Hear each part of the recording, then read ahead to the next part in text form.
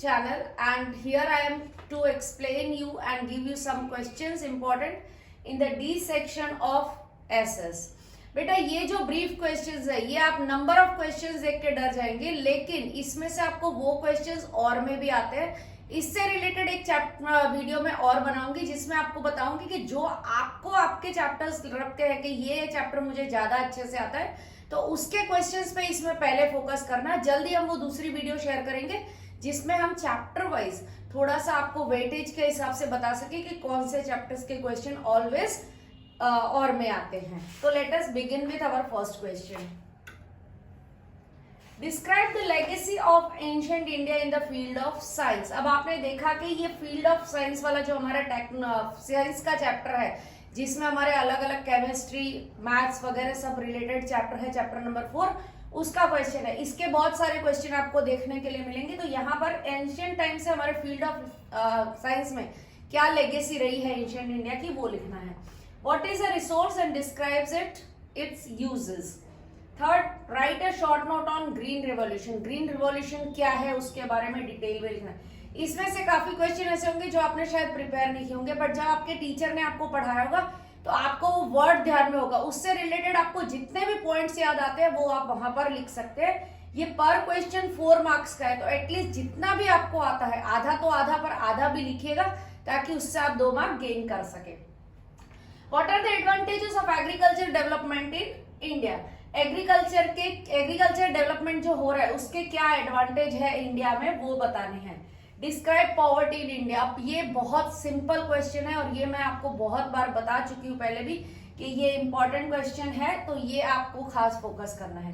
Describe the problems of elderly people. बड़े लोग जो बुजुर्ग होते हैं, सीनियर सिटीजन होते हैं, उनके क्या क्या प्रॉब्लम होते हैं। ये जरूरी है कि आप बुक में से जो आपने रीड किया वही लिखे। हम डे टू डे लाइफ में देखते हैं कि एल्डरली पीपल्स के साथ क्या क्या प्रॉब्लम्स होते हैं और उनकी क्या क्या हमें लगता है कि ये प्रॉब्लम्स के बारे में हम यहाँ पर लिख सकते हैं।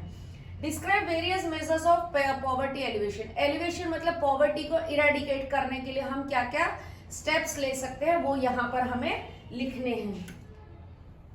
Right a note about the progress made in mathematics bye ancient India. देखो वही चैप्टर का दूसरा क्वेश्चन आया है यहाँ पर। What is land conservation, state the measures of land conservation. Land conservation मतलब लैंड को पोल्यूशन से बचाने के लिए वो क्या है, लैंड कंजर्वेशन क्या है और उसको बचाने के लिए लैंड कंजर्वेशन के क्या क्या स्टेप्स हमें लेने चाहिए, मेजर्स लेने चाहिए, उसके बारे में लिखना है। Provide information about wheat crop. Wheat crop के बारे में लिखना है, यानी उसको क्या क्लाइमेट चाहिए, कितना रेनफॉल चाहिए, क्या सूटेबल उसका वेदर होना चाहिए और साल में हम उसके कितने क्रॉप्स ले सकते हैं उसके बारे में ब्रीफ नोट लिखना है। State the causes of poverty. अब यहाँ पर कॉजेज क्यों होता है पॉवर्टी, अब रीजंस अलग है, कॉजेज अलग है, ये आप क्वेश्चन को ढंग से रीड करके फिर आंसर लिखेंगे। Provide information about pulses crops in India. Pulses आप जानते हैं जो हम कठोर खाते हैं, मूंग है, चना है, दाल है, ये सबको हम पल्सेस कहते हैं, उसके बारे में एक ब्रीफ नोट लिखना है।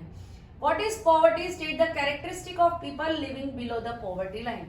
पॉवर्टी क्या है, जो हमने आगे भी क्वेश्चन था व्हाट इज पॉवर्टी, उसको भी लिखना है और जो लोग बिलो पॉवर्टी लाइन रहते हैं उनकी कैरेक्टरिस्टिक्स भी यहाँ पर आपको लिखनी है।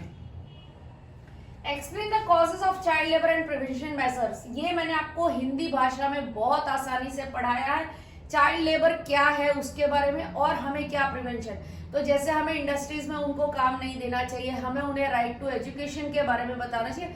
ये सारे बहुत सारे स्मॉल ऑन 1 सेंटेंस आंसर्स मैंने इसमें 1 सेंटेंस में आपको आंसर्स बताए हुए, तो वो आप अपने आप ओन आंसर्स भी लिख सकते हैं। Right a note about chemistry. Again ये वही चैप्टर का क्वेश्चन है जो मैंने आपको बताया था साइंस एंड मैथमेटिक्स के बारे में, आर्यभट्ट और वो चैप्टर है उसके बारे में जिसमें सब मैथमेटिशियन और साइंटिस्ट, साइंस और डॉक्टर्स के बारे में लिखा गया है। Right the note on grain conservation. Grain conservation के बारे में यहाँ पर आपको एक ब्रीफ नोट लिखना है। Explain the suitable condition of T and coffee crops. T और कॉफी क्रॉप्स जैसे हमने वीट के बारे में देखा था, टी और कॉफी क्रॉप्स के लिए कौन सा एरिया होना चाहिए, कैसा क्लाइमेट होना चाहिए, कितना पानी लगना चाहिए, कितना रेनफॉल होना चाहिए और उसे शेडी एरियाज में होना चाहिए या उसको डायरेक्ट सनलाइट की जरूरत है, वो सब लिखना है। Explain this concept of labour market. Labour market का कंसेप्ट यहाँ पर आपको वर्ड्स में क्लियर करना है। State the rights of children. बच्चों के क्या क्या राइट्स होते हैं वो आपको यहाँ पर मेंशन करने हैं। Right a note on Jain temples. Jain temples के बारे में यहाँ पर नोट लिखना है कि हमने पढ़ा है, हमारे आर्किटेक्चर वाले चैप्टर में हमने जैन टेम्पल्स, चैरियट टेम्पल्स, अलग अलग तरह के टेम्पल्स के बारे में पढ़ा है। तो यहाँ पर आपको एक नोट लिखना है जैन टेम्पल्स के ऊपर। Write a note on Vallabhi Vidyapeeth, this is also very important question. इसमें दो क्वेश्चन आते हैं, एक वल्लभी और एक Takshashila university. State the economic effects of terrorism in India. अब ये टेररिज्म वाला जो क्वेश्चन है, इस सोशल इफेक्ट्स भी आ सकता है, इकोनॉमिकल इफेक्ट्स भी आ सकता है। ये क्वेश्चन को रीड करके आंसर लिखना है, ऐसा ना हो कि इकोनॉमिक इफेक्ट्स पूछे हो और आप सोशल इफेक्ट्स लिखते हैं। What is privatisation, states is impact. Privatisation यानी खानगीकरण जो गुजराती में बोलते हैं, या प्राइवेटाइजेशन मतलब प्राइवेट कंपनीज का चलन और उसके क्या क्या इम्पैक्ट होता है उसके बारे में लिखना है। Black money is one of the reason for price rise, explain. Black money यानी कि काला धन, जो लोग अपना इनकम होती है और नहीं दिखाते, वो हमारी इकोनॉमी को पीछे ले जाता है और प्राइस राइज का एक रीजन बनता है, यानी कि भाव बढ़ाने का एक रीजन बनता है, वो लिखना है। How is human development index calculated, human development index को कैसे कैलकुलेट करते हैं वो यहाँ पर लिखना है। ये क्वेश्चन मैं हमेशा बोलती हूँ, human wants are unlimited, explain. हमारी चाहते, हमारी चाह जो है वो अनलिमिटेड। आज हम पेंसिल की चाह करते हैं, फिर कल पेन आ गया तो हम सोचते हैं डायरेक्ट हमें टैबलेट मिल जाए कि हमें लिखना ना पड़े।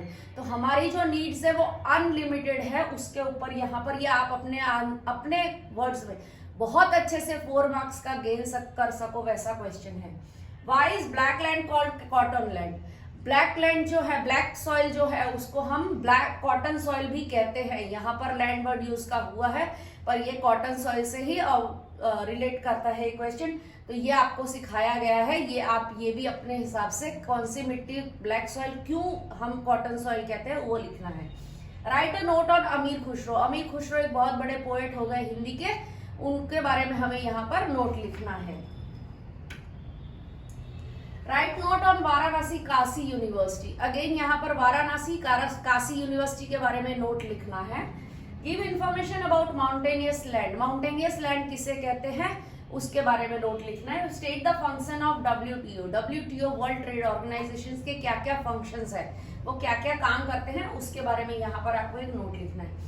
Explain the advantages and disadvantages of globalisation. Globalisation, the world becomes one, उसके क्या एडवांटेजेस है और क्या डिसएडवांटेजेस है, दोनों लिखना है। इसको आप बेटा पॉइंट करके लिखेंगे, पहले एडवांटेजेस, फिर उसमें 4 पॉइंट लिखेंगे, फिर डिसएडवांटेजेस करके उसके 4 पॉइंट लिखेंगे। Explain the role of public distribution system in price rise. Public distribution system जो हमारे गवर्नमेंट में इंप्लीमेंट हुआ, उसका हमारे प्राइस कंट्रोल में क्या बेनिफिट्स है उसके, या उसका क्या रोल है, उसके बारे में यहाँ हमने लिखना है। Right a detail note on naxalite movement. ये हमारे 2 मार्क के क्वेश्चन में भी आएगा, ये हमारे 3 मार्क के क्वेश्चन में भी आ सकता है, और ये हमारा ब्रीफ में भी। अकॉर्डिंग टू द मार्क्स आपको ये आंसर लिखना है। अगर 4 मार्क का है तो आपको कम से कम 8 से 10 पॉइंट इसमें लिखने हैं। What is human development and what does it have to do with human life. Human development क्या है और उसका हमारे ह्यूमन लाइफ से क्या रिलेट करता है, क्या लेना देना है उसका।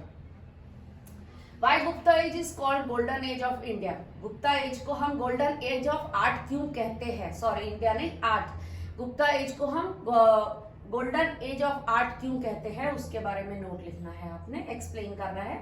Explain the classification of resources on the basis of ownership. ये 3 मार्क्स में भी आता है, जो मैंने आपको पहले क्वेश्चन दिए थे।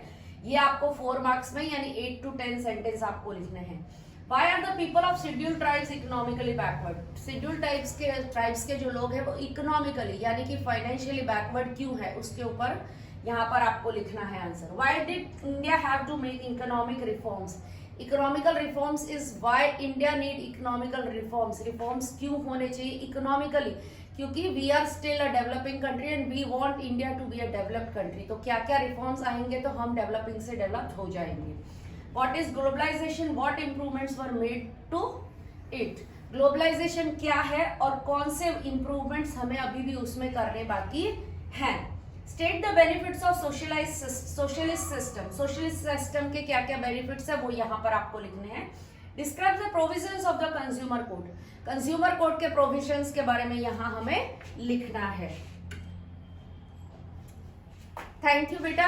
होप ये क्वेश्चंस आपको हेल्प करेंगे। नेक्स्ट सून वीडियो में हम आपको बताएंगे कि किस चैप्टर पर आपको ज्यादा ध्यान देना है, और उसमें से भी जो आपको इजी लगते हैं चैप्टर्स उस पे आप ज्यादा फोकस करें तो आप बहुत अच्छा कर सकते हैं। And now do a smart work either than hard work. आप बहुत अच्छा कर सकते हैं। You all have calibre. जस्ट एक बात भूल जाइए कि पैनिक ना करें, सिर्फ बोर्ड का नाम सुनकर डरे ना अपने टीचर्स की बातों में, और ना अपने डर जो है वो हमें हमेशा डराएगा जब तक हम उससे डरते रहेंगे।